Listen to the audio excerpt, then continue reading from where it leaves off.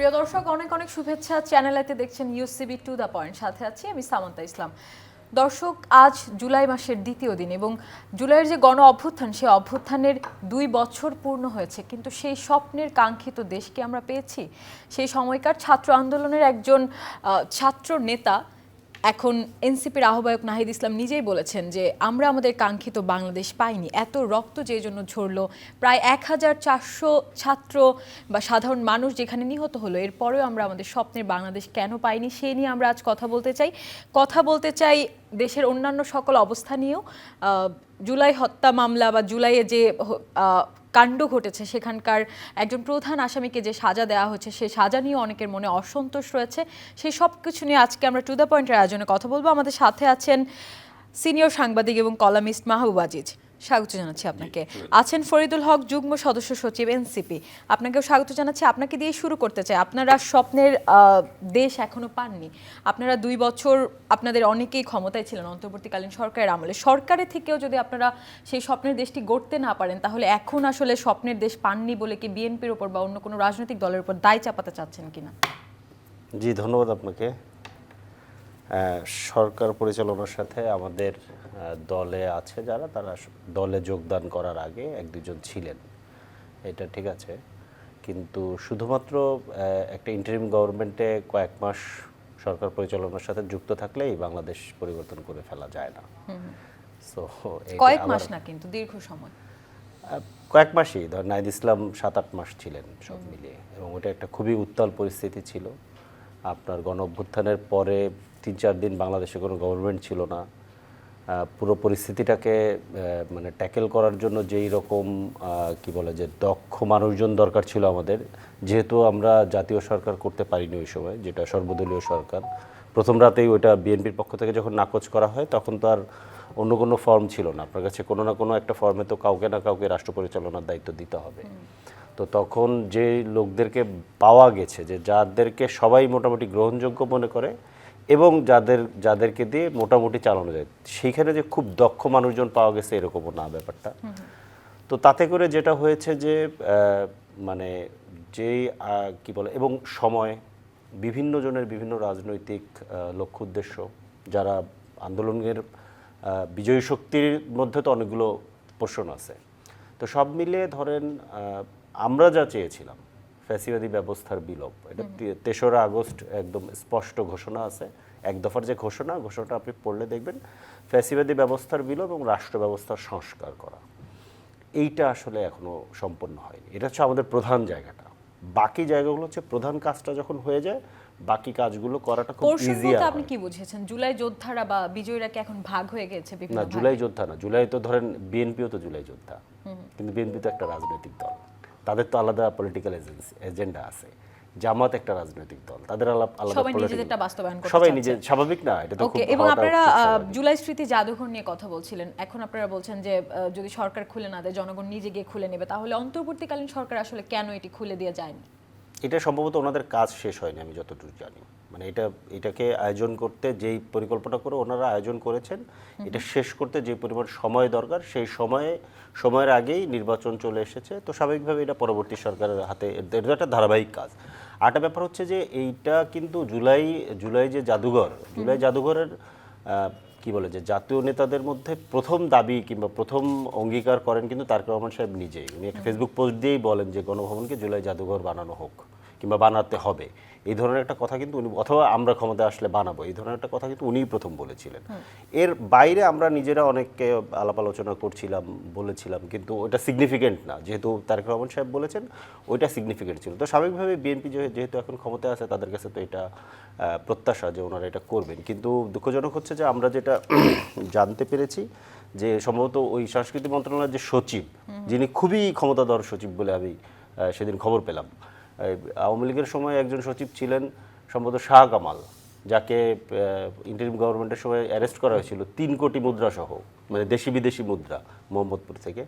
এবং এই লোক নাকি 2018 নির্বাচনের আগে এভাবে সচিবালয়ে বলে বেড়াতেন যে আমি এবার 4টা এমপি বানাচ্ছি, এবং জনৈক এমপি, যে সবই তো পালিয়ে গেছে, জনৈক এমপি সে নাকি সচিবালয়ে গিয়ে তার পায়ে পড়ে গেছিল, মানে তাকে শুধুমাত্র নমিনেশন নিয়ে দেওয়ার জন্য।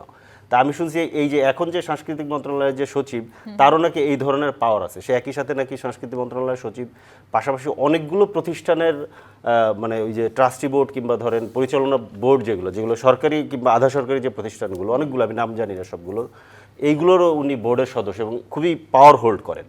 তাহলে এবং কি বলে যে ধারণা করা হচ্ছে যে ওনার কারণেই এটা দেরি হচ্ছে, উনি এটাকে লেন্দি করতে চাচ্ছেন কোনো একটা কারণে।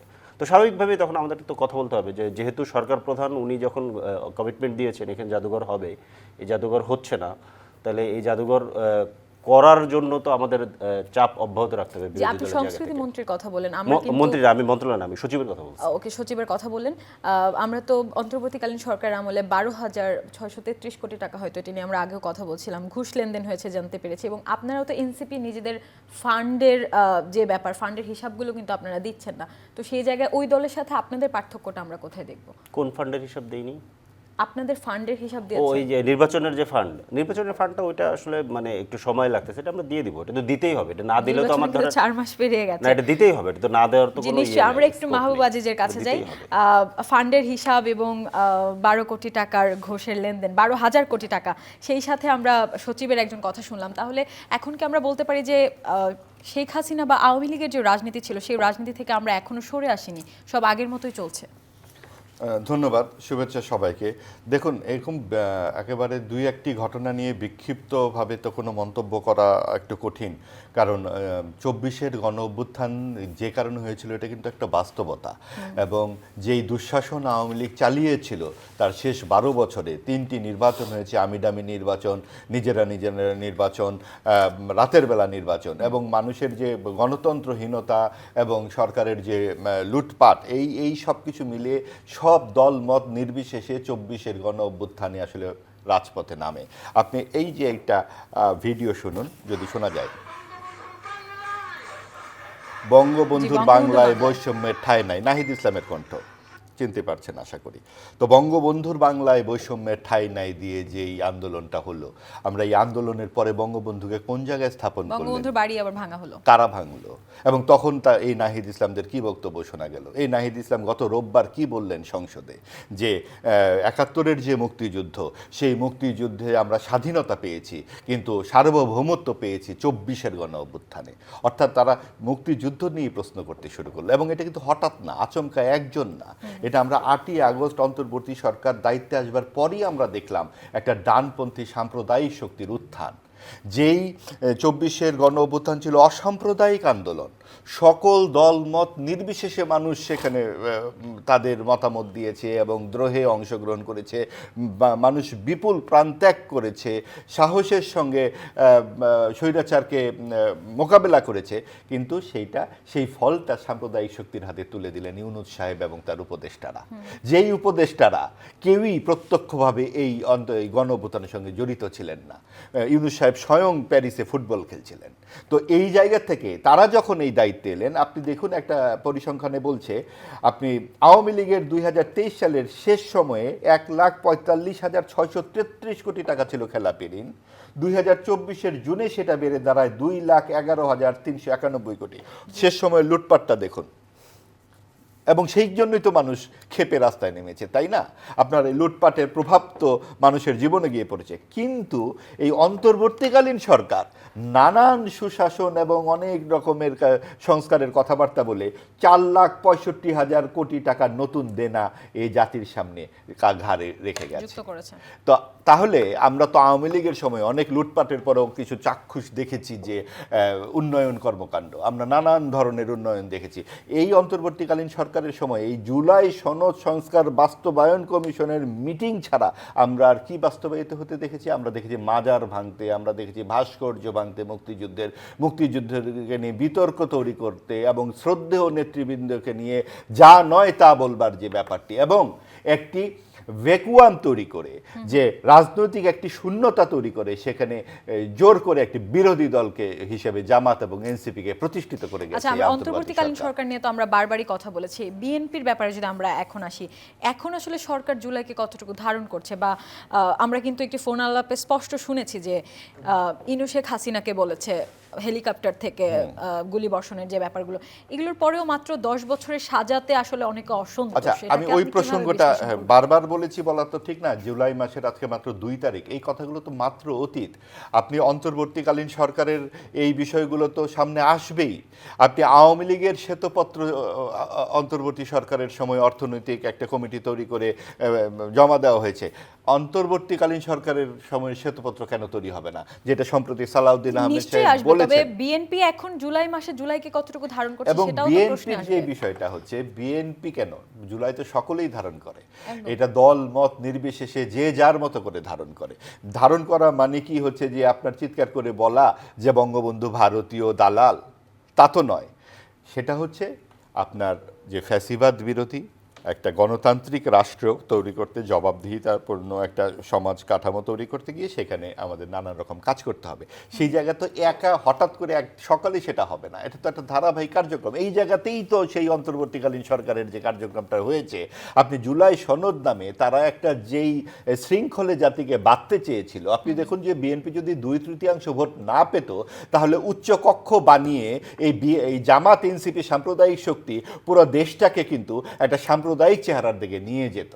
এবং সেই জায়গাতে কিন্তু বিএনপি 2/3 ভোট পাওয়াতেই জুলাইয়ের যে মূল আকাঙ্ক্ষা, গণতন্ত্র এবং জবাবদিহিতার পক্ষে যে মানুষের যে উচ্চারণ, সেটা কিন্তু রক্ষা পাচ্ছে। এবং যখন তারেক রহমান সাহেব বলছেন যে আমরা সমস্ত কিছু অক্ষরে অক্ষরে পালন করব, অর্থাৎ 11টি যে নোট অফ ডিসেন্ট আছে তাদের, সেইটা সহ, অর্থাৎ যে আপত্তিগুলো তারা জানিয়েছে সেটা সহ তারা অবশ্যই পালন করবে। এবং এই 4 মাসের মধ্যে আমরা যেটা দেখলাম যে সংসদে উপযুক্ত বিরোধী দল না থাকাতে এই প্রশ্নগুলো কিন্তু বিএনপিকে করা যাচ্ছে না। বিএনপি গুম কমিশনটা বাতিল করে দিল, এবং বিচার বিভাগ পৃথক করবার ব্যাপারে তাদের কোনো সেই রকম উচ্চকণ্ঠ আমরা দেখতে পাচ্ছি না, সিদ্ধান্ত গ্রহণের শ্লথতা দেখা যাচ্ছে। অর্থাৎ যে যায় লঙ্কায় সেই হয় রাবণের মতো। তো আপনি যখন একটি দল সরকারে যায়, যদি উপযুক্ত বিরোধী দল না থাকে, যেটা আমরা আওয়ামী লীগের সময় জাতীয় পার্টিতেও দেখেছি, আমরা এবং মামুদের এক ধরনের সংসদ, সেইটাই আমরা এখন এক ধরনের অনুবর্তন দেখতে পাচ্ছি এই সংসদে। এবং সেই কারণে বিএনপিকে কিন্তু এইভাবে জোরালো প্রশ্নগুলো করা যাচ্ছে না। আপনি যে বাজেট অধিবেশন দেখেছেন, বিএনপি যে বাজেটটা দিল 9 লাখ কোটি টাকার বেশি একটি বাজেট, সেই বাজেটের চুলচেরা বিশ্লেষণ আমরা বিরোধী দল থেকে পাইনি, বরং বিরোধী সেখানে দল আমরা কিন্তু বিকল্প দিয়েছে অনেক আমরা কিছুতে। সেটা বাইরে দেখেছি। সংসদে আলোচনা করতে দেখেছি ওয়াশিং মেশিন, আমরা দেখেছি পর্দা, গাড়ি চাই, বাড়ি চাই ইত্যাদি। আমরা আপনার কাছে আবারও কখনোই আসবো, আমরা দেখি নাই যে একটু কোন এই কোন পাশটা থেকে ক্ষেত্রে। একটু শুনি। হ্যাঁ, নিশ্চয়ই। জি, ফরিদুল হক, আমরা হাসানুল হক ইনুর বিচার নিয়ে কথা বলছিলাম, অসন্তোষের কথা বলছিলাম। এখন সবকিছু সাক্ষ্য প্রমাণ থাকার পরেও যদি এমন একটি বিচার হয়, বা বিচারে যদি অসন্তোষ থাকে অনেকে, তাহলে শেখ হাসিনাকে বাংলাদেশে ফিরিয়ে এনে ফাঁসির রায় কার্যকর করা হবে। এই ব্যাপারে আপনারা কতটুকু স্বপ্ন দেখছেন বা আশাবাদী? না, এটা ব্যাপারটা হচ্ছে যে এটা আমাদের কাছে যেটা মনে হচ্ছে যে মানে বিচার সবকিছু সাক্ষ্য প্রমাণ থাকলেও আমাদের যেহেতু একটা কলোনিয়াল ধাঁচের বিচারিক কাঠামো, হ্যাঁ, মানে আমরা তো একটা কলোনিয়াল লিগ্যাল সিস্টেমের মধ্যেই এখনো আছে। আমরা তো খুব বেশি সংস্কার এখনো এখানে করিনি। মানে ধরেন এখন যে সমস্ত আইনের ভিত্তিতে ধরেন পেনাল কোড, সিআরপিসি সহ যা যা আছে, বেশিরভাগই হচ্ছে 1800 দশকে তৈরি করা। তো সেই সময়কার একটা বাস্তবতা ছিল, সেই বাস্তবতায় ধরেন এগুলো করছে, এবং এটা কলোনাইজাররা তৈরি করছে আপনাকে কলোনি করার জন্য, আপনাকে শাসন করার জন্য। সেই ধরনের লিগ্যাল সিস্টেমের উপরেই তো মূলত আমাদের লিগ্যাল সিস্টেমটা দাঁড়ায় আছে। এগুলো আমরা সংস্কার চেয়েছিলাম। এখন তো ধরেন সংস্কারও একটা ধরেন ইয়ের ব্যাপার, কি বলে যে একটা ঘৃণিত ব্যাপার হয়ে যাচ্ছে আস্তে আস্তে। কারণ যাই হোক, আমি ওইদিকে যাচ্ছি না। তো এইখানে যেটা হচ্ছে তারপরও এর মধ্যেও কিন্তু সংস্কার কেন ঘৃণিত হয়ে যাচ্ছে বলে আপনার মনে হয়? আমি বলছি এটা সংস্কার কেন গৃহীত হচ্ছে, এটা আমি আসতেছি। কারণ হচ্ছে যে এটার মধ্য দিয়েও আমাদের যেটা মনে হচ্ছে যে যেই ট্রাইব্যুনালের যে টিম, সরকার রাষ্ট্রপক্ষের যে টিম কাজ করতেছে, ওনাদের যথেষ্ট ঘাটতি থাকতে পারে, যেই কারণে হয়তো বা এই ঘটনাগুলো ঘটতেছে। এবং আমরা কিন্তু নির্বাচনের পরে বিচারিক প্রক্রিয়া আমরা তেমন কোনো গতি পাচ্ছি দেখতে পাচ্ছি না, এই জায়গাটাও একটা মানে আমাদেরকে তৈরি করছে, একটা আশঙ্কা তৈরি করতেছে যে এটা আসলে একটা সুনির্দিষ্ট গতিতে এবং ধরেন একটা এক্সপার্ট কি বলে যে রাষ্ট্রপক্ষ এটাকে এগিয়ে নেবে, এটাই আমাদের তো স্বাভাবিক আশা। তো সেই জায়গায় আমরা দেখতে পাচ্ছি না, এই জন্যই ধরেন সম্ভবত এই ঘটনাটা ঘটেছে। আর সংস্কারের ব্যাপারটা যেটা হয়েছে যে ধরেন যে মাহবুব ভাই এটা চমৎকার করে বলছেন, কিন্তু মাহবুব ভাই ধরেন জুলাই সনদকে একটা সাম্প্রদায়িক শক্তির ধরেন চার্টার বলতেছেন, অথবা আমি ঠিক জানি না উনি ভালোভাবে সনদটা দেখছেন কিনা। আবার উনি বলতেছেন যে বিএনপি অক্ষরে অক্ষরে পালন করবে, কিন্তু সনদে যে সমস্ত জায়গা ওনারা গ্যারান্টি দিয়েছিলেন সে সমস্ত জায়গা বিএনপি বাতিল করে দিচ্ছে।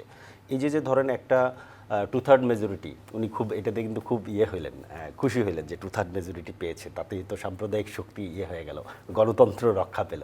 কিন্তু 2/3 মেজরিটি পেলে এখানে 6 মিনিটে বাকশাল করে ফেলা যায়। এটা হচ্ছে বাংলাদেশের 72 সংবিধানের 2/3 মেজরিটির মজা। তাহলে এটা কি আপনারা আন্দোলনের সময় জানতেন না? তখন আপনাদের স্লোগানটা এরকম কেন ছিল যে বঙ্গবন্ধুর বাংলা, তারপর বঙ্গবন্ধু? না, আমি ওটার সাথে এই কথা কেন আনতেছেন? এই প্রশ্ন তো এর সাথে রিলেভেন্ট না। আমি যে আলাপটার মধ্যে আছি, বাকশালের কথা যে বললেন, না তার মানে বঙ্গবন্ধু বিট্রে করেছে সেটাই তো বলতে চাচ্ছেন? না, এই বুঝলাম না বিষয়টা, মানে এটার সাথে এটা কেন রিলেটেড? এটার সাথে এই প্রশ্নটা কেন করলেন? এটার সাথে এই প্রশ্নটা তো রিলেটেড না। বাকশাল তো হয়েছে, নিশ্চয়ই 6 মিনিটে বাকশাল করেছে, 142 দিয়ে বাকশাল করেছে। বিজয়ী হওয়ার পরে যে কেউ বিট্রে করতে পারে, তাই তো? না, আমি সেটা বলছি না। আমি বলছি যে এই কাঠামোটা এরকম আছে যে এই কাঠামোতে চাইলে আপনি এটা এমন একটা গণতান্ত্রিক, তথাকথিত গণতান্ত্রিক কাঠামোটা যে এমন, সেটা তো আপনারা তখনও জানতেন। তাহলে তখন বঙ্গবন্ধুকে ছাড়া মিছিল দিতেন? বঙ্গবন্ধুর নামে কেউ যদি স্লোগান দেয় আপনি তাকে আটকাবেন? বঙ্গবন্ধুকে আপনি একই সাথে বাকশালের জন্য দোষারোপ করছেন এবং একই সাথে স্লোগানও দিচ্ছেন। হ্যাঁ, তা বাকশালের জন্য তাকে দোষারোপ করবেন না আপনি? স্ববিরোধী না এটা? না, কেন স্ববিরোধী হবে? বাকশালের জন্য আপনি তাকে দোষারোপ করবেন না? বঙ্গবন্ধু যদি আপনি ধরে নেন, বঙ্গবন্ধুকে আপনি বঙ্গবন্ধু মানেন, আমি মানি কি না মানি সেই প্রশ্ন আমি যাচ্ছি না। বঙ্গবন্ধু দেওয়া হচ্ছে 69 সালে গণ অভ্যুত্থানের মধ্য দিয়ে, 71 মুক্তিযুদ্ধ হচ্ছে, 72 সালে আপনি একটা গণতান্ত্রিক রাষ্ট্র প্রতিষ্ঠার অঙ্গীকার করতেছেন, 71 সালে আপনি এখানে একটা মুক্তিযুদ্ধের ঘোষণাপত্র দিচ্ছেন, সেখানে আপনি একটা গণতান্ত্রিক রাষ্ট্রের অঙ্গীকার করতেছেন। কিন্তু 72 সালে আপনি এমন একটা সংবিধান তৈরি করতেছেন যেখানে সকল ক্ষমতা তার কাছে, তারপরেও আপনার আর কাউকে বিশ্বাস হচ্ছে না। বিশ্বাস না হওয়ার পরে আপনি সমস্ত রাজনৈতিক দল বন্ধ করে দিচ্ছেন, আপনি সমস্ত পত্রিকা বন্ধ করে দিচ্ছেন, আপনি সমস্ত মিডিয়া হাউস বন্ধ করে দিচ্ছেন, আপনি নিজেকে আজীবন প্রেসিডেন্ট ঘোষণা করছেন, আপনি বিচার বিভাগের ক্ষমতা নিজের হাতে তুলে নিচ্ছেন, তারপরেও তাকে মেনে নিতে হবে? তাকে নিয়ে কথা বলা যাবে না? তারপরে তাকে নিয়ে কথা বলা যাবে না? অবশ্যই আপনি তাকে নিয়ে, আমি এটাই বলছি। মানুষের দুটাই আছে। তো আমার কথাটা একটু শেষ করি। এই যে আমরা তাকে নিয়ে কথা বললাম, তখন তো আমরা তাকে বঙ্গবন্ধু মানছি না, কারণ সে তো আসলে মুক্তিযুদ্ধ যে প্রত্যাশা নিয়ে আমাদের হয়েছিল সেই প্রত্যাশাটা সে ভঙ্গ করেছে অলরেডি। করার পরে আমরা কেন আবার 24-এ বঙ্গবন্ধুর বাংলা নিয়ে কেউ বলতে পারে, বললে অসুবিধা কি? ওকে, আপনারাই বলতে পারেন, তাই তো? তারপর আবার আপনারা বাড়ি ভাঙতে পারেন না? বাড়ি ভাঙার ব্যাপারটা ডিফারেন্ট। বাড়ি ভাঙা ওইটা হচ্ছে গিয়া ওইটা ধরেন একটা ক্ষোভের বহিঃপ্রকাশে ঘটেছে। যখন ধরেন আপনি খুন করে পালিয়ে যান, পালিয়ে থেকে আবার যখন আপনি হুমকি দেন, তখন সব মানুষকে তো আপনি ধরে রাখতে পারবেন না। আমি এটার সাথে একমত না, কিন্তু আপনারা বাড়ি ভাঙছেন এটা বলে আপনি ধরেন আলাদা করে ট্যাগিং করছেন, এটা করবেন না, এটা দরকার নাই। সবাই এটার সাথে একমত, সবকিছুতে এরকম না কিন্তু ব্যাপারটা। কিন্তু এইভাবে ট্যাগিং করলে এটাতে কোনো লাভ হয় না। এন্ড অফ দ্য ডেতে কোনো লাভ হয় না। এন্ড অফ দ্য ডেতে লাভ না। আরেকটা জিনিস আমি আপনারা জিনিস বলি, এগুলো বলার মধ্য দিয়ে যেই ধরেন দায় আরোপ করতে চাওয়া হয়, এই দায় আরোপ করার মধ্য দিয়ে জুলাই গণ অভ্যুত্থান নাই হয়ে যাবে না, বাংলাদেশ থেকে মুক্তিযুদ্ধ নাই হয়ে যাবে না। আলাদা করে ধরেন আপনি এভাবে বলবেন যে এরা মুক্তিযুদ্ধের বিরোধিতা করছে, কারা কোত্থেকে করছে এগুলোর কোনো তথ্য প্রমাণ আপনি হাজির করবেন না, আন্দাজে বলে দিবেন এরা, কিংবা মুক্তিযুদ্ধ নিয়ে যে কোনো একটা কথা বললেই যেন মুক্তিযুদ্ধের বিরোধিতা করা হয়ে যাচ্ছে। শুধুমাত্র আওয়ামী লীগ যেভাবে মুক্তিযুদ্ধকে দেখতো সেভাবে বলতে পারলেই সেটা কেবলমাত্র মুক্তিযুদ্ধ, এর বাইরে না। এইভাবে না, এইভাবে দেখার সুযোগ নেই। রেখেই কথা বলি। জি আওয়ামী লীগ তো এখন খুব বেশি প্রাসঙ্গিক না, প্রাসঙ্গিক থাকার সুযোগ নাই তো। তারা এখানে গণহত্যা করে পালিয়েছে, তো তার প্রাসঙ্গিক থাকার কোনো সুযোগ নাই, এবং দলীয় সিদ্ধান্ত এটা হয়েছে। এগুলো সমস্ত রেকর্ড আছে। আমরা একটু আবার মাহবুব আজিজের কাছে যাই। না, আমি যে কথাটা বলতে চাচ্ছিলাম যে জুলাই সনদটাকে মাহবুব ভাই যেটা বলেন যে এই কি বলে যে এটা সাম্প্রদায়িক সনদ, এটা ভালো বলেছেন উনি। কিন্তু ধরেন 2/3 মেজরিটি পেলে ধরেন এই যে মানে না, এটা যাতে করতে না পারে, এটার জন্য জুলাই সনদে আমরা কিছু অ্যারেঞ্জমেন্ট করেছিলাম। ওইটাও মাহবুব ভাই হয়তো ভালোভাবে দেখেননি। এবং উনি বলছেন যে উচ্চকক্ষে ধরেন 100 হলে, উচ্চকক্ষে 100 হলে তো গণতান্ত্রিক হওয়ার কথা, কারণ তখন পাওয়ারটা ব্যালেন্স হবে। গণতন্ত্রের একটা প্রধান জায়গা হচ্ছে যে পাওয়ার ব্যালেন্স হয় গণতন্ত্রে, এটাই গণতন্ত্র। আপনি এক ব্যক্তির কাছে কথা বলতে দেন, এক ব্যক্তি কিংবা একটা কথার উত্তর আমি দেই। এক ব্যক্তি কিংবা একটা পদের কাছে সকল ক্ষমতা যদি থাকে, ওইটা গণতন্ত্র হয় না। ওটা গণতন্ত্র হয় না। গণতন্ত্র শুধু কাগজে লিখে রাখতে হয় না, গণতন্ত্র প্র্যাকটিসের ব্যাপার আছে। আপনি এক ব্যক্তির কাছে সকল ক্ষমতা থাকতেছে, আপনার কোনো প্রতিষ্ঠান দাঁড়াচ্ছেন। আপনি খেয়াল করে দেখেন সেই দিন পার্লামেন্টে দাঁড়িয়ে, আমিও শ্বেতপত্রের সাথে একমত, আমিও চাই ইন্টারিম গভর্নমেন্টের শ্বেতপত্র হোক, কিন্তু আপনি পার্লামেন্টে দাঁড়িয়ে সেদিন সালাউদ্দিন আহমেদ খোদ বলছেন যে আমি প্রধানমন্ত্রীকে অনুরোধ করছি উনি যেন দুদককে নির্দেশ দেন এই কি বলে ইন্টারিমের দুর্নীতির তদন্ত করার জন্য। উনি দুদককে কেন নির্দেশ দিবেন? পৃথিবীর কোথাও দুর্নীতি দমন কমিশন সরকার প্রধানের অধীনে থাকে না। আপনি এটা রেখেছেন এবং এইটাকে আপনারা রাখতে চান। আমরা তো এটা বিরোধিতা করছি। এটা কি অগণতান্ত্রিক? এটা কি সাম্প্রদায়িক? দুর্নীতি দমন কমিশন নির্বাহী বিভাগের অধীনে থাকবে না, এটা কি সাম্প্রদায়িক? বিচার বিভাগ স্বাধীন হবে, এটা কি সাম্প্রদায়িক? আপনার ধরেন সাংবিধানিক যে প্রতিষ্ঠানগুলো, নির্বাচন কমিশন, অডিটর জেনারেল অফিস, এইগুলো স্বাধীন হবে। সারা পৃথিবীতে গণতান্ত্রিক রাষ্ট্রগুলোতে যেটা আছে, এটা চাও কি সাম্প্রদায়িক? এখন একটু কথা যদি বলার শুধুমাত্র সুযোগ একজন দেন। হুজুর যেটা চাচ্ছে সেটা হুজুর চাইলেই, হুজুর যদি একটা গণতান্ত্রিক দাবিও করে তাহলে এটা সাম্প্রদায়িক। আচ্ছা। উনি যেমন সুন্দর করে ধরেন না, আমরা এইভাবে বলতে চাই না। এনসিপিকেও সাম্প্রদায়িক আমরা বলে। একটু মাহবুব আজিজের কাছে উত্তরগুলো শুনি। না উত্তর না, বিষয়টা প্রশ্ন উত্তর বিষয় না, তো একটা আলোচনা হচ্ছে। আপনি দেখুন যে কিছু ভুল বোঝাবুঝি হচ্ছে। হ্যাঁ, এক নম্বর হচ্ছে যে জুলাই সনদকে আমি সাম্প্রদায়িক একটা দলিল বলেছি। কেন বলেছি? সাথে থাকলে ভালো হতো, পড়বো না কেন, পড়তে পড়তে তো মুখস্থ করে ফেলেছি। এখানে যে ভূমিকা অংশটুকু আছে সেখানে আপনাদের মনে আছে, মনে পড়ে মিলিয়ে দেখবেন গিয়ে, সেটা হচ্ছে যে ওখানে বলা হচ্ছে যে 1971 সালে হানাদার বাহিনী 25শে মার্চে বাংলাদেশের উপরে ঝাঁপে। হানাদার বাহিনী, পাকিস্তান শব্দটি সেখানে উচ্চারিত হয়নি সরকারিভাবে। তার মানে এই সরকার কোন সরকার? এক নাম্বার পয়েন্ট। এবং আপনি দেখুন ওই বিসিএস পরীক্ষায় তখন হয়ে গেল প্রতিরোধ যুদ্ধ, মুক্তিযুদ্ধ, এবং বারবার হানাদার বাহিনী শব্দটি আসলো। যখন 32 নম্বর ভাঙা হচ্ছে তখন ইউনূস সাহেব বলছেন তার মেয়েকে যেয়ে জিজ্ঞেস করুন। এবং এইটা কি কোনো সরকার প্রধানের বক্তব্য হতে পারে? তাহলে এটা আসলে কোনো রকম রাষ্ট্র ব্যবস্থা তখন আর থাকে নাকি, যখন আইন মানুষ নিজের হাতে নিয়ে যেতে চায়? আজকে তারা বলছেন যে আমরা তখন বঙ্গবন্ধুর ওটুকু মানি, ততটুকু মানি না, বাকশাল করেছেন। বঙ্গবন্ধু শব্দটি তো তারা আর পরবর্তী যে 24-এর 8ই আগস্টের পর উচ্চারণ করেন নাই। মুজিববাদ, মুর্দাবাদ, মুজিববাদ, এই মুজিব শব্দ এবং যেভাবে তারা হেয় করে কথা বলেছেন সেগুলোর ভিডিও আমার কাছে আছে এবং প্রত্যেকেই সেগুলো জানেন। এবং তারা দাবি করেন না না আমরা কখনো মুজিবের কথাই আমরা মানি না, আমরা 71-এর আগের মুজিবকে মানি, পরের মুজিবকে মানি না, এই সমস্ত কথাবার্তা বলেন। আচ্ছা, তাহলে আমরা একটু আসি তো পরের মুজিব কি করেছেন। পরের মুজিব 6ই জুন 1975 সালে বাকশাল পাশ হয়, তার 1.5 মাসের মধ্যে তাকে মেরে ফেলা হয়। এই 1.5 মাসের মধ্যেই তিনি লক্ষ লক্ষ মানুষ মেরে ফেলেছিলেন। এটা তো একটা আদর্শ, এই আদর্শ ইমপ্লিমেন্ট করেছেন তিনি। সেই আদর্শ বাস্তবায়িত হলে কি হতো, না হলে কি হতো, সেটা একটি দেশ যেমন চীন চলছে, যেমন ভিয়েতনাম চলছে, সেটা যদি না হয় আপনাকে একটা 8 বছরের শিশু সন্তান সহ 22 জনকে কেন মেরে ফেলতে হবে? আদর্শকে ভয় পান বলেই মেরে ফেলতে হবে? এটাই সাম্প্রদায়িক শক্তির কাজ, কারণ তিনি পাকিস্তান ভেঙেছিলেন। এইটাই তার সবচেয়ে বড় অপরাধ। যেই কারণে জুলাই সনদকে আমরা সাম্প্রদায়িক সনদ বলছি, এবং যেই কারণে বলছি যে 2/3 না হলে এই জামাত এনসিপি তারা আরও এই 100 সদস্য নিয়ে একটি উচ্চকক্ষ বানিয়ে এইখানে সাম্প্রদায়িকতা কায়েম করত। এই 100 এমপির কি দরকার? আমরা তো দেখছি যে বিরোধী দলে যে 77 জন আছেন তাদের কাজটা কি কি তারা করছেন, কোন পর্দা নিয়ে তারা কথা বলছেন, কোন সংস্কার নিয়ে তারা করছেন। 11টি সংস্কার কমিশনের রিপোর্ট জমা পড়েছে। এই জুলাই সনদ অথবা সংবিধান সংস্কার ছাড়া কোন সংস্কারটি নিয়ে এনসিপি বা জামাত কথা বলেছে? নারী সংস্কার নিয়ে তারা একটি কথা বলেন? বরং আমরা এই এনসিপি নেতাদেরকে দেখেছি সাম্প্রদায়িক শক্তির সাথে মিলে সোহরাওয়ার্দী উদ্যানে এই নারী সংস্কার কমিশনের রিপোর্ট জমা দেওয়ার পর যেভাবে যে অশালীন ভাষায় কথাবার্তা বলেছিলেন সাম্প্রদায়িক নেতারা, সেই মঞ্চে একই মঞ্চে উপস্থিত ছিলেন হাসনাত আব্দুল্লাহ। আমাদের কিছুই আমরা ভুলি নাই। কাজেই এই জায়গাটিতে সাম্প্রদায়িক শক্তি কি করতে চায় আমাদের চাক্ষুষ হয়ে গেছে। এবং আপনি যে বললেন, ভাই বললেন যে আমি একই সাথে বলছি যে বিএনপি অক্ষরে অক্ষরে পালন করবে বলেছে।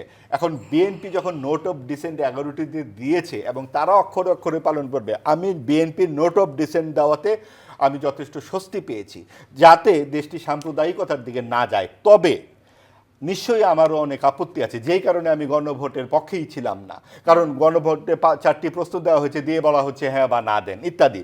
এবং একটি সার্বভৌম জাতীয় সংসদকে, আমরা যতই এখন সংসদের সমালোচনা করি না কেন, সার্বভৌম জাতীয় সংসদকে আমাদের মানতে হবে। এবং সেই জায়গায় আমরা বলে দিতে পারি না, আমরা সমালোচনা করতে পারি, আমরা দাবি করতে পারি, কিন্তু বলতে পারি না যে সংসদ সদস্যরা এইভাবেই কথা বলবেন, বা সকালে একটা শপথ নেবেন, বিকালে আরেকটা শপথ নেবেন। তা যুক্তরাষ্ট্র ফেরত আলী রিয়াদ সাহেব কয়েকজনকে মিলে, ইউনিস সাহেবরা মিলে ঠিক করে ফেলেছিলেন যে সংসদ সদস্যকে 2বার শপথ নিতে হবে। এটা আপনি পৃথিবীর কোথাও শুনেছেন যে একটা অনির্বাচিত লোকেরা নির্বাচিত লোকদেরকে বলে দিচ্ছেন এইভাবে এইভাবে কাজ করতে হবে, এইটাকেই বলা হয় এই সাম্প্রদায়িকতা। এবং আপনি দেখুন এই যে উগ্রবাদী সাম্প্রদায়িকতা কি করে মাথাচাড়া দেয়। ৭২-এর সংবিধানকে নিয়ে তাদের এত রাগ, এখানে নাকি 2/3 হয়ে গেলেই সব কিছু হয়ে যায়। তাহলে এরশাদ সাহেব যে 10 বছর এখানে শাসন করেছিলেন কোন 2/3 বলে?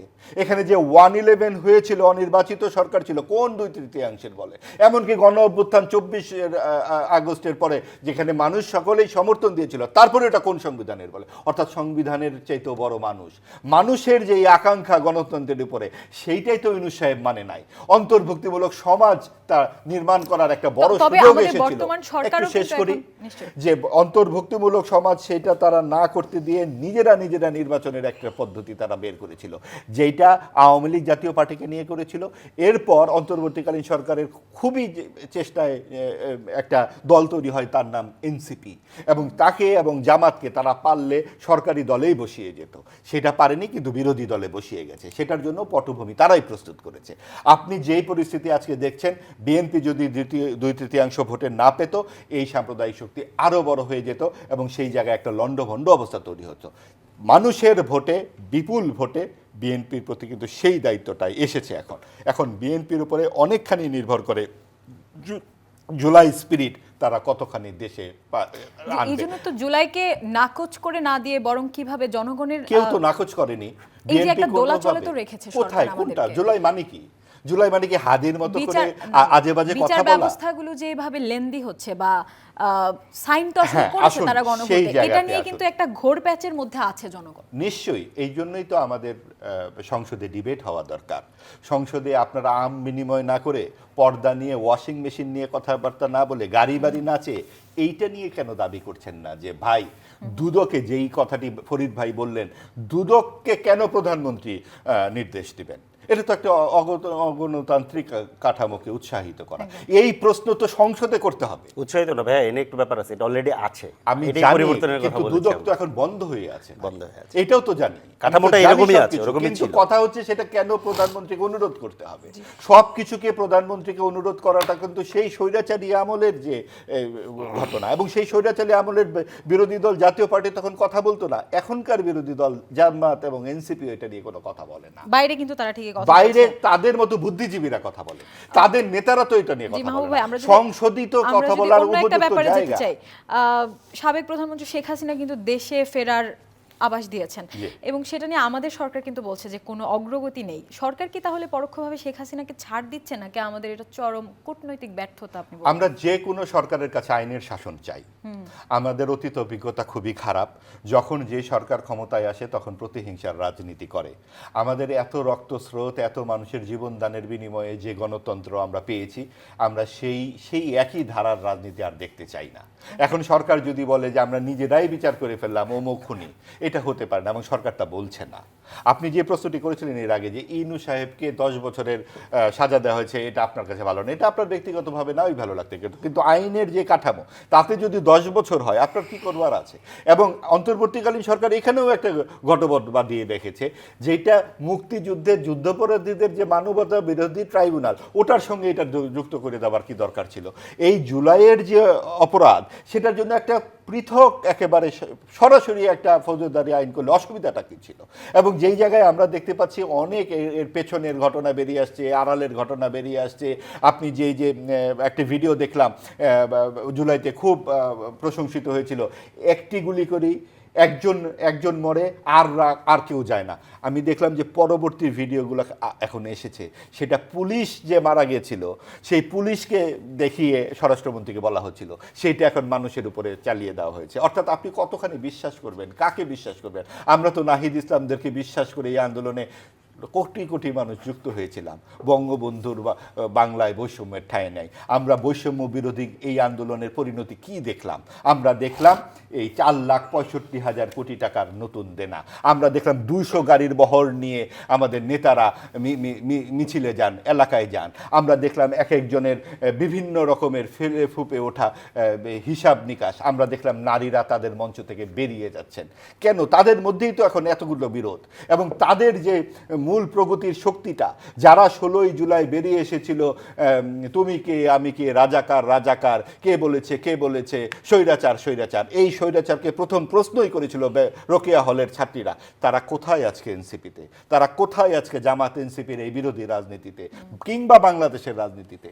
অর্থাৎ আমরা যেই স্বপ্নটা দেখেছিলাম স্বৈরাচার বিরোধী আন্দোলনে, সেই স্বপ্নটা কিন্তু এই এনসিপির এই সুবিধাবোধী, অর্থাৎ তারা ক্ষমতার আপেলে ছিল, তারা লাভ দিয়ে আরেক ক্ষমতার কাঁধে চড়ে বসেছে। তারা যদি একটু ধৈর্য ধরতো এবং তারা যেটা বলেছিল যে বঙ্গবন্ধুর বাংলায় বৈষম্যের ঠাঁই নাই, ওই জায়গাতেই দাঁড়াতো, সেই জায়গাতে তারা দাঁড়ায় নাই, তারা জামাতের সঙ্গে গিয়ে গাঁটছড়া বেঁধেছে। অনেক ধন্যবাদ মাহবুব আজিজ। ফরিদুল হককে দিয়ে শেষ করব। আপনারাও বলছেন যে জুলাইয়ের যে প্রত্যাশা ছিল সেটি পূরণ হয়নি এবং অন্যরাও বলছে পূরণ হয়নি, কিন্তু সবার যে কারণগুলো আছে, যে কারণে আসলে পূরণ হয়নি সেটি আলাদা। কেউ কেউ বলছে যে মৌলবাদী শক্তির উত্থান হয়েছে, আবার আপনারা বলছেন যে যে স্বপ্ন আপনারা দেখেছেন সেগুলো সত্যি হয়নি। এখন আসলে আমরা কোন দিকে যাচ্ছি, জুলাইয়ের চেতনা কতটুকু বেঁচে থাকবে? এবং আরও একটি প্রশ্ন যদি আপনাকে করতে চাই, আপনার কি আসলে মনে হয় কিনা এখনকার সরকার আওয়ামী লীগকে ছাড় দিচ্ছে বা আমাদের কূটনৈতিক কোনো সমস্যা আছে? না, অনেকগুলো প্রশ্ন, এতগুলো। আচ্ছা, একটা করে দিই। সেটা হচ্ছে যে জুলাইয়ের চেতনা বলে কিছু নাই। চেতনা জিনিসটা হচ্ছে মুক্তিযুদ্ধের চেতনা, এবং সেটা আসলে ফ্যাসিবাদ তৈরি করছিল। মুক্তিযুদ্ধ একটা আলাদা জিনিস, মুক্তিযুদ্ধের চেতনা একটা আলাদা জিনিস। এইখানে আমি একটু আপত্তি জানাচ্ছি, বা আমাকে একটু 30 সেকেন্ড সময় দেন। এইভাবে না, আপনি বলেন মুক্তিযুদ্ধের চেতনা একটা বাজে জিনিস বললে আমরা সবাই এই মুক্তিযুদ্ধের চেতনাতে উদ্বুদ্ধ হলেই বাজে জিনিস। আপনি করেন আমারটা আমাকে বলতে দেন। গণতন্ত্র চান তো? গণতন্ত্র চান তো? হ্যাঁ, অবশ্যই গণতন্ত্র চাই। আপনারা রাজাকার তন্ত্রকে সাপোর্ট করেন সেটা চাই। আমি রাজাকার তন্ত্র চাই কি না চাই আমারটা শেষ করতে দেন, আমার পয়েন্ট শেষ করতে দেন। হ্যাঁ, আপনার পয়েন্ট শেষ করতে অনুষ্ঠান শেষ। আমার পয়েন্টটা শেষ করতে দেন। মুক্তিযুদ্ধ এক জিনিস, মুক্তিযুদ্ধের চেতনা আর এক জিনিস। মুক্তিযুদ্ধের চেতনা হচ্ছে আওয়ামী লীগ যেভাবে মুক্তিযুদ্ধকে ন্যারেট করে কিভাবে করে ভাই, এটা এভাবে বললে তো হবে না। মুক্তিযুদ্ধ আপনারা কেন না? জিয়াউর রহমান সাহেবের 15 খণ্ড মুক্তিযুদ্ধের দলিলে বঙ্গবন্ধুর অবদানকে অস্বীকার করে। আমি কি সেটা বলছি? তাহলে আপনারা কেন এই ভুল কথাটা বলেন? না, আমি কেন ভুল কথা বলছি? আওয়ামী বয়ান আছে, আওয়ামী বয়ান আছে। আওয়ামী লীগ নেতৃত্ব দেয় না। মুক্তিযুদ্ধের চেতনা নামে যেটা হয়েছে সেটা আওয়ামী বয়ান। চেতনা মানে কি? মুক্তিযুদ্ধের চেতনা সেটাই বুঝতে চাই। ভাই, মুক্তিযুদ্ধ আরেকটা জিনিস। আপনাদের ওই শাওয়া মাওয়ার মতো একটা বাজে কথা।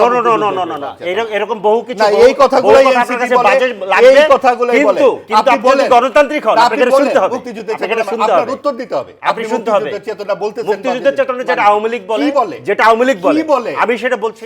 আমি বলি যেটা আওয়ামী লীগ বলে, যে যেখানে হচ্ছে শেখ মুজিবুর রহমান একাই সবকিছু। সে কি নেতা ছিল না? হ্যাঁ, কোনো অসুবিধা নাই। তাহলে উনি একা না। স্বীকার করেছে কখনো? স্বীকার করেছে। চারজনকে মানলে কেন? আরে ভাই, স্বীকার করেছে কখনো? আপনি 10 এপ্রিল তারা কখনো পালন করেছে? 17 এপ্রিল পালন করেছে? আপনি বলেন, মুক্তিযুদ্ধ 10 এপ্রিল 17 এপ্রিল ছাড়া এটা পালন করেছে কখনো?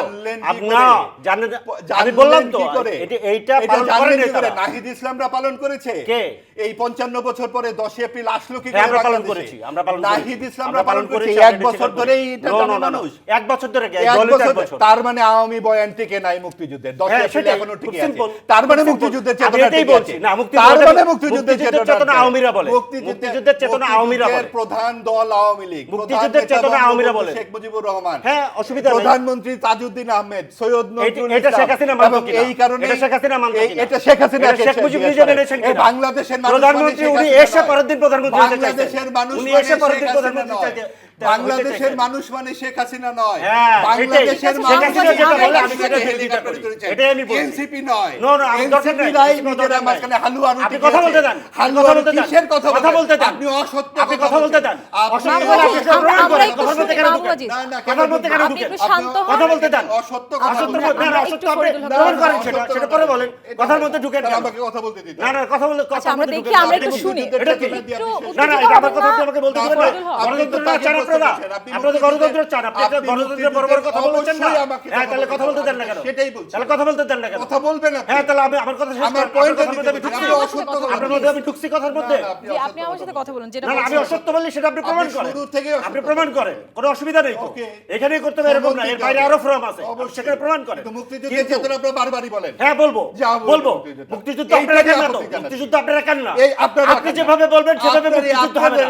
হ্যাঁ, এটাই আমি এটাই বলছি ইয়াহিয়া খান, আপনি যখন জুলাই নিয়ে ব্যাখ্যা করেন আমি বলি গোলাম আজম। আপনি যখন জুলাই নিয়ে ব্যাখ্যা করেন আমি বলি আপনি কি হ্যাঁ বলবেন? তাহলে মুক্তিযুদ্ধ আমাদের তাহলে- মুক্তিযুদ্ধ আপনারা একান না এবং এটাই আমি এটাই বলছি বলছি, এটা আপনাকে মানতে হবে যে মুক্তিযুদ্ধের মুক্তিযুদ্ধ চেতনা আপনারা একান না আমাদের আপনারা যেভাবে বলবেন দ্যাট ইজ নট অনলি মুক্তিযুদ্ধ মুক্তিযুদ্ধ আমাদের এর বাইরেও সকলের। মুক্তিযুদ্ধ এই আছে। জায়গাতেই তো এটা আসছে। আপনাদেরকে মানতে হবে এইটাও আপনাদের হ্যাঁ, মানতে এটা হবে। আপনাদেরকে মানতে হবে। মুক্তিযুদ্ধ সকলের এই চেতনা হ্যাঁ ব্যবসা আমরা এটা আমি সবাই বলছি তো করব। এটা শুনতে হবে তাহলে। মুক্তিযুদ্ধের চেতনা হ্যাঁ, তাহলে ব্যবসা আমরা মুক্তিযুদ্ধ সবাই নিয়ে যে কোনো করব। কথা বললেই চেতনা খেপে ব্যবসা- উঠবেন না না, চেতনা যে কোনো ব্যবসা কথা আমরা বললেই সবাই খেপে উঠবেন করব। না কে আমি এটা বললাম খেপেছে, তো জাতি আপনারা দেখতেছে। একটু সেটাই। চেতনা ব্যবসা আমরা সবাই হ্যাঁ করব। চেতনা ব্যবসা আমরা কিন্তু টক চেতনা শোটাকে ব্যবসা নষ্ট আওয়ামী লীগ করে করেছে ফেলছি।